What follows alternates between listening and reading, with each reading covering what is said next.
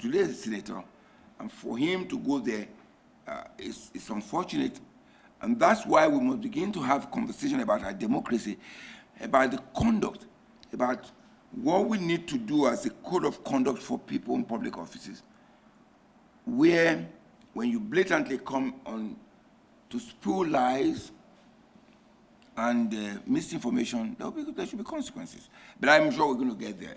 And I'm sure part of that judgment will be the election in Edo State, where lies, propaganda, misinformation, and outright falsehood will be punished. We know that because those people are very smart, they're intelligent, and they're proud people, not proud in the negative, proud in the positive, believing that you can't just come around to mess around with us. So the APC have tried that. I'm sure right now they must be licking their wound, and I think it is important for Nigerians to know that what Comrade Adams Oshiomole did is reprehensible and is condemnable. Coming to the national TV to lie. And you recall in that encounter, when he alleged, or he lied, or if I want to be nice, I would say, when he deployed that falsehood, but you can choose whatever you want to choose. When they were asked, do you have the judgment that you're talking about? He was stammering.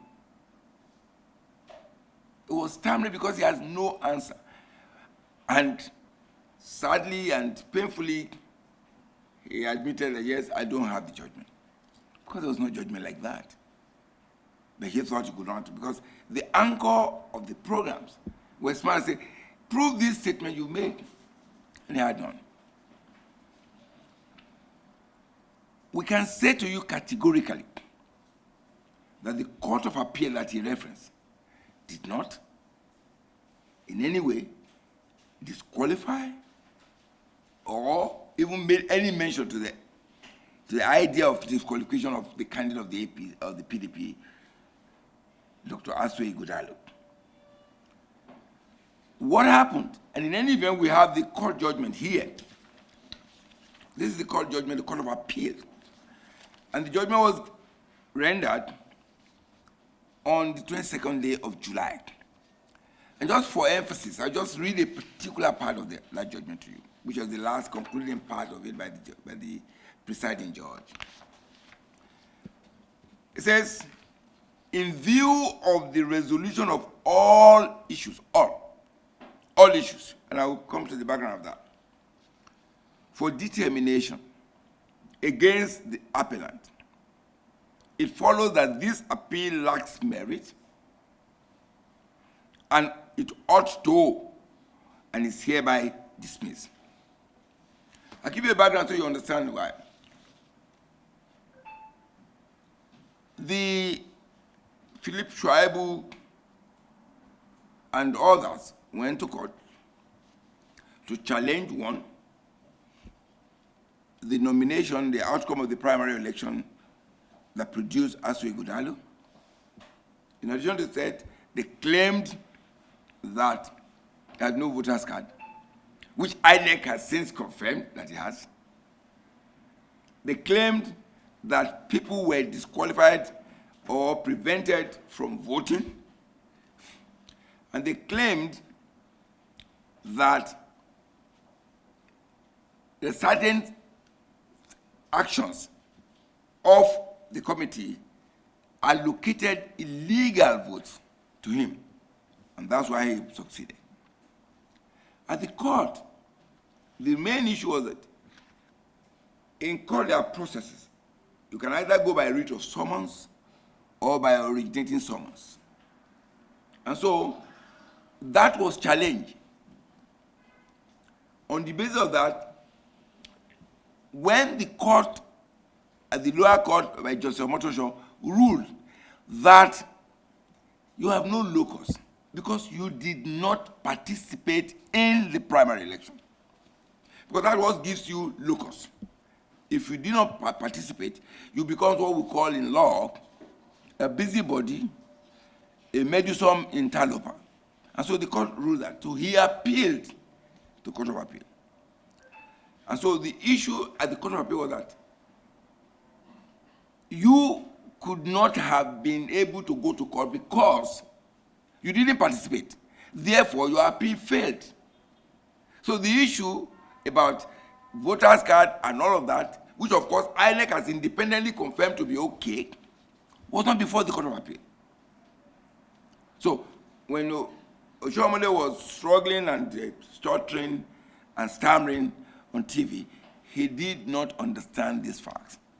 So we understand. The only reason they're doing that is that they're confused. They have unsellable candidate. They have a man who has no capacity. The man who is afraid of you. And these are the people he should be responsible to, because through you he can sell himself and his program, if any. And I wonder what APC can sell anyway in Nigeria today. Probably they will sell protests. They will sell hunger. They will sell frustration. They will sell hopelessness. But of course, Edo people are not ready for that. They've gone the right way with Asue Ighodalo. So, my brother, in the other hand, let's look at Okwebolo. Severally, bodies here, your institutions, the newspapers, the TV stations, or social media groups, and other online media outlets have requested constantly for an engagement with him. We have challenged him. We want a debate. That is the essence of democracy. We are mirroring America, according to us, in our process. Right now, the presidential candidates are suggesting 3 debates in September, in 1 month. Now we have an Okwebolo who will not commit to. But interestingly, we have information that a national outlet, a TV station, has invited him for tomorrow, Monday. And we're saying to him, it is in his interest, it's in the interest of Edo State people, that he comes out to appear in that show so that people can ask questions that is agitating the Edo people and, of course, Nigeria, to know indeed what manner of character of people seek to public office. We've gone through this out before. In 2015, Buhari refused to engage any interview. APC is consistently as a character. They have that policy of despising the people and refusing to engage through you, the people. And I think from Edo State, we as a people, as a country, can stop it. To say no. If you were not worthy of you talking to us, then you're not worthy of our votes. In any event, the PDP candidate is solid. He's a man with a lot of track record, a lot of achievement, a man that is savvy, an investment banker, a man who has been in productive sector, was in banking, is in the product sector, is in brewery industry, and is an employer of labor, so he understands. And that's why we are excited, and we want to thank you most especially for this opportunity to have this engagement with you. I thank you very much, and have a very wonderful evening. Separately. They are not related, I will tell you. Number one, sir, it is not correct, and I think that is, we should put it right, that our party does not feel when people leave.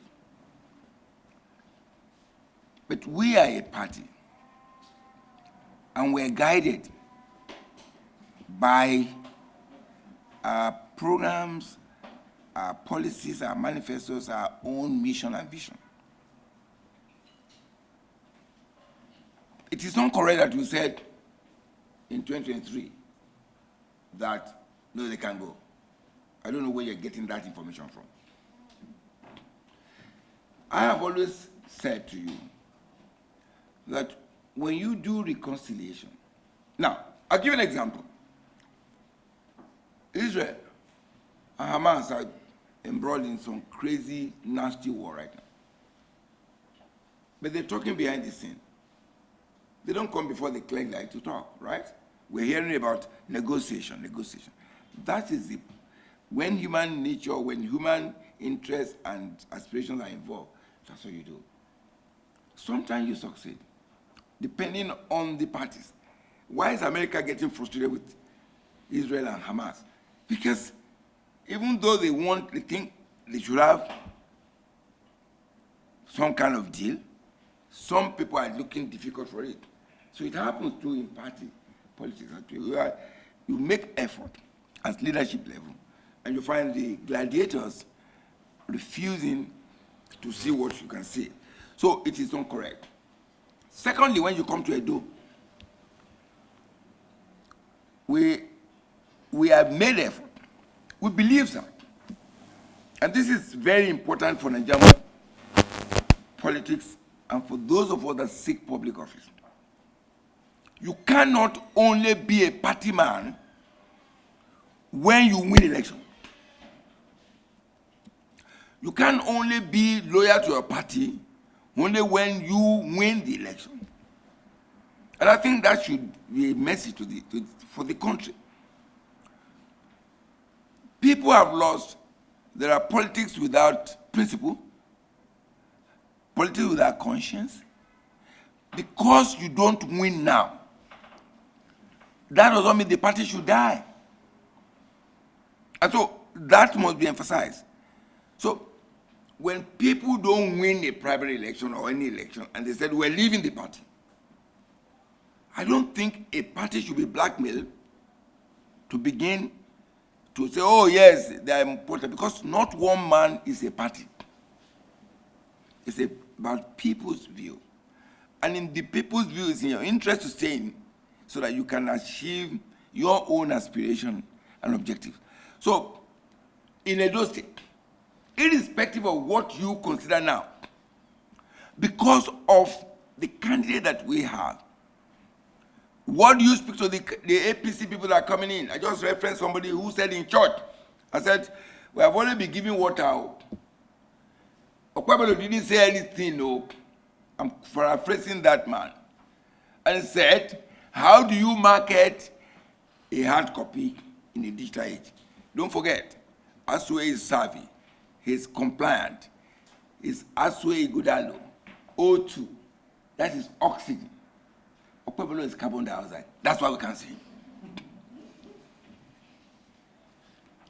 On the matters that you just referred, only 2 days ago I just released, yes, at the NEC meeting, it was one of the resolutions of the NEC was the constitution of a reconciliation committee, because we recognize that when we're dynamic, and when you have a party that is properly so called, you have several interests. People are going to compete. There will be disagreements, but we're not disagreeable.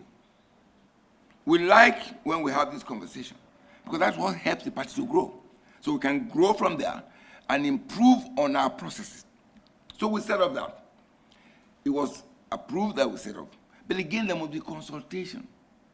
You don't just pick people and put them in committees. The governors must come in, the BOT must come in, the state chapters must contribute, and that's what we have done. We just announced it 2 days ago. No, the committee in question is Edo Reconciliatory Committee. Yeah, good. You're asking for Edo particularly. Yeah, of course that committee was there. They've been talking. Part of the fallout is that people that were engaged refused to, and that's why I said, you can only reconcile people that are willing to be reconciled. When you put your personal interest above the party interest because it doesn't favor you, you become irreconcilable. But there are several aspects. The fact that we didn't succeed with one person did not mean we don't succeed with others. That's why you see the movement in Edo State. You could see the movement with a lot of people coming in. It is because that committee has succeeded in bringing more, because there are so many people who might be aggrieved. So that one person or two or a few of them did not. That cannot be a failure on our part. We are making progress. reconciliation is a continuum, even until the day of election. Because it's not just a 100-meter dash, it's a marathon, or probably it's a millennium. So we are working on that. And by our own assessment, it is substantially successful.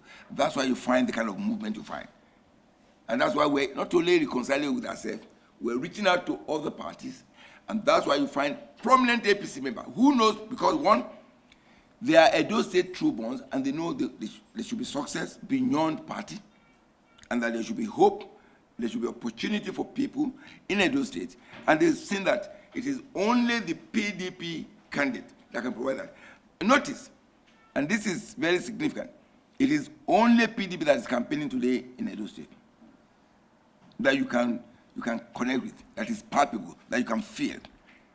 The APC, he can't. That's why we challenge him. We need Okwebelo to come out. Let's have a debate. But he cannot, because he lacks capacity. He's a senator, they say, but then we have seen the manner and the character of the senator that he is, that not one significant thing in the National Assembly that he has done on the floor of the Senate, and that's why he's very quiet, and he's completely uninspiring there.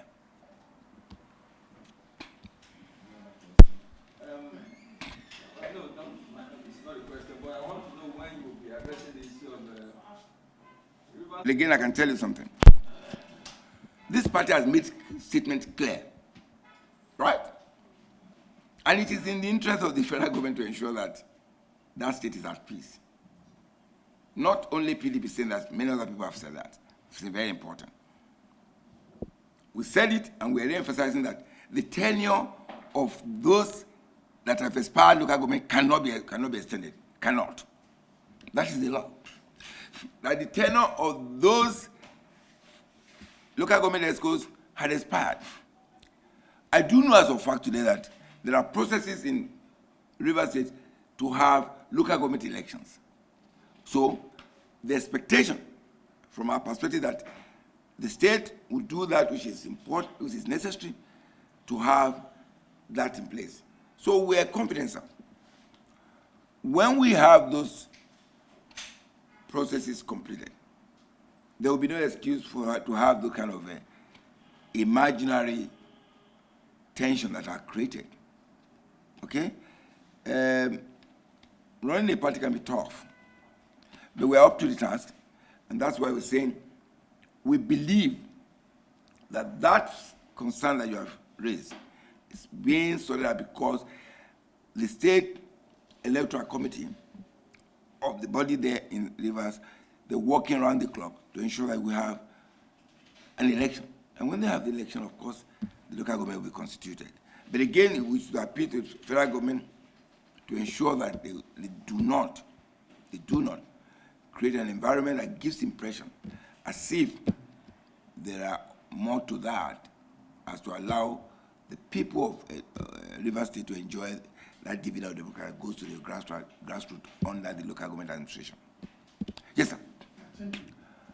In each of those positions at the National Working Committee, they're specified and recognized in the Constitution. And what the Constitution says with regards to legal issue, that the National Legal Advisor has the sole power to represent the party, to defend the party, its organs, and officers on any transaction. There's only one PDP. There are no two PDPs. The only party that is registered with INEC is PDP, and it is recognized by its national officers. So I do know some of these issues are in court. Some of them will be subject, we don't talk about that, but that is the provision of our Constitution. And the legal advisor, the National Legal Advisor, is the authority of the party that is entitled to institute action, to defend actions on behalf of the party, its organs, its chapters, and its officers. And that's the position. It's very clear. It shouldn't be anything beyond any semantics. It is clear, and the court indeed has actually pronounced on this. The judgment, of course, says it is the national legal advisor that has the authority to institute action, defend action for the party, its agencies and organs and officers. Yes, sir. Sir, I want to ask, does PDP feel concerned about this? And we're viewing with concern, and I say this, the fact that the federal government is trying to create another bureaucracy that will be corruption leading to talk about local government and kind of body are creating to control those. We think that will be another recipe for trouble. It will be close to where it will be available for manipulation from the federal government. We believe that if there are reforms to be made on the local government administration and transparency, it should be done in conjunction with the governors, not a fiat of the position of the federal government that went to court. In a court, I'm a lawyer, I won't cast abstraction to the court, which in its wisdom has ruled in a particular way. But of course, I believe that will not be the end of the matter as we speak, because the people who have responsibility for the local government are the governors. Federal government don't see people in my village. It is the governor that sees them. Therefore, if there are concerns, then it should be a discussion of how do we reform the process so that the benefit can go to the people, not by some fiat, because the law does not attempt the impossible. The law does not attempt the impossible. When it does, it will fall face flat. So I believe that we haven't seen the end of that with respect to the local government administration, because the states, the governors, have responsibility. If there's problem in the local government in Oyo State, they won't call federal government. They will call the state government. So there must be that understanding that the state government has a duty, has a responsibility, and what you can work on is to work on the best way to allow for efficiency of that tier of government in conjunction with the governors. And the Constitution provided for local government joint account. The Constitution provided for it. The governor didn't provide for it. So at what point does it become illegal to operate that? So again, these are issues that are ongoing. As a party, we're going to have more conversation. We're going to talk to our governors more and find out a common position and present it. And we believe that ultimately, the governors must have a substantial role to play with regards to administration of local government, because it's right there in their laps. Sir, it's like you are passing your own judgment after that of the Supreme Court. And again, as always, I want to thank you for your support, your diligence, your perseverance in this project called Nigeria, with all the challenges and the misfortune that the APC has been. Because it's actually a misfortune for us. 2015 to now, we know what we've gone through. So we want to thank you especially for all your intervention and all your support in this project of democracy, because again, there's no substitute to that. And we must begin to respect the effort and acknowledge the effort and contribution of the fourth estate of the realm, which the gentlemen here. I understand there's no ladies in journalism, they're all gentlemen, so just like in law. This afternoon we have an interactive session, and it's focused on Edo State. I know there's so many issues on the national scale that will be agitating your mind. You want questions on our party, on the nation, on the protests. But because this is a one single item, I can give you my commitment that in the next 1 week, we're going to have a one-hour conversation on the state of the nation, so that you can have our views as a party, and sometimes as individual, you can have our own view. So this is actually about the Edo State. There are two off-season elections coming up in September and November. Edo State in September and Ondo State in November. So, but for today, we're talking about Edo State.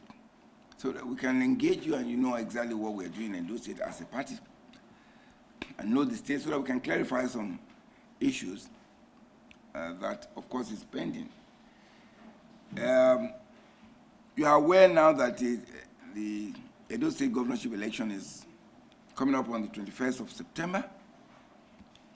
And Dr. Asue Ighodalo, the candidate of the PDP, and I emphasize that, the candidate, the legally nominated and sponsored candidate of the PDP, Dr. Asue Ighodalo, is coasting home to victory. We are very satisfied with his performance so far and the acceptance by the people of Edo State. And this acceptance and performance is not just from a fluke. It is based on his campaigns, his engagement, the manifesto that he has presented to the people of Edo State, derivable from the policies and program of the PDP. So we're certain, we're confident, we're coasting to victory in Edo State. We're running a very robust, people-oriented programs that are palpable, people can feel. And that explains why you can witness the enthusiasm with the people, the commitment. It's actually like a movement in Edo State that cut across party lines. It's not about, we have presented a candidate that is good, accepted by the people, and so party lines have been blurred because it's an organic kind of campaign. And don't take my word for it, just watch it. And you see people getting involved, getting connected, including APC members, prominent APC leaders. You recall about 2 weeks ago, a very prominent APC leader said, and I quote him, he said, the PDP candidate is talking. Their own, and he called it his own then, Monday Okpebolo of the APC, his own campaign, we don't see him, according to him, using his word. And he said this word, which is words in marble, that how can you market a hard copy in a digital age? Because you can't find him. What they see is only posters. Posters don't deliver policies. What deliver policies and programs for the betterment of the people is the engagement of the people so that you can feel them. And that's exactly what Dr. Asue Ighodalo is embarking upon, promoting our party's policies and program, which he has distilled into a manifesto that you can feel, you can touch, you can read. So we're confident and we're satisfied with the performance of our candidate in projecting our party to connect with the aspiration of Nigerians, particularly at this time, when APC has done so much damage to our country. You recall in the last 1 year has been more traumatic, and painfully it's continued because we have a party or a government that is not listening, that is impervious to suggestion, that believes in the arrogance and failure. And so we believe that Edo State will be what I would call a referendum on the failures of the APC at the national and at the state levels. You check around the countries, check out the states, The PDP states, even in all this challenging time, have come to be known and recognized as oases of development. And that's why, as a party, we have set up a program which we will commence soon. We will be talking to you about that, the Oasis of Development series. And when you take it from the north, you go to Bauchi, you find specific issues that the PDP is running on. If you go into Adamawa, you find specific issues that relate to the people that the PDP is talking about. If you go to Akwa Ibom, which is like the flagship of our development, you find out what it's doing there. Urban renewal, human capital development, housing renewal, and urban development, scholarship, a whole lot of things that the PDP states are doing. You go to Oyo State, you find the governor of Oyo State is involved massively in agriculture and is refurbishing and creating network of roads to ensure that these connections are made. You go to River State, you find the governor there. Even with all the challenges, he's making very giant strides in ensuring that the dividend of democracy is provided. You go to Osun State, it's one huge construction site. And when you put in money into construction, what you do, you reflect the economy. That's to tell you that there's PDPs, and that's exactly what Dr. Asue Ighodalo is doing. So for us, we're bringing a candidate that has the capacity. He's been in the private sector. He's a guy who's a lawyer. He has done so well in the private sector as well as in public sector, because he was on the board of the committee for the construction of the second Niger Bridge. So this is the man that we present to Edo State, and that very, very happily, excitedly, the people of Edo State has accepted him. And that's why you find that there is a blur in the lines of politics, because people say, look, this will be in line with our own aspiration and our future. And so that has been what we're doing. So we're here today to let you know what the stage we are. The organic followership of the campaign is, like I said earlier, don't take my word, you go find out. Because we're proud of our own product, we're satisfied with its performance, and it's doing exceedingly well. Just 2 days ago, there was a debate, kind of conversation organized for the parties. He was there, the candidate of the Labour Party was there, but of course, expectedly, the APC went on a wall. Nobody could see him. And it's in the public domain. It's afraid because he has no manifesto, he's incompetent, he lacks capacity. Whatever he said he is, we can't feel it. So, what have they resorted to? Because they know that they cannot engage our candidate, the PDP candidate, Dr. Asue Ighodalo, they know that they cannot win in a conversation and a contestation of ideas and programs and policies, and haven't realized that they have no prospect in the election. Leaders, the panicky leaders of APC, and very recently, Comrade Oshiomole, they began to begin propaganda, falsely claiming and peddling lies that a candidate of the party, the PDP, had been disqualified. And you recall, I don't know how many of you watch the TV program on Arise TV. It was the pitiable Oshiomole that actually brought himself to public ridicule and odium by lying on national TV, claiming a non-existent judgment of the Court of Appeal. So they felt that the candidate of the PDP had been disqualified. And it was a barefaced lie that is beneath the office that he holds. You remember he was a governor,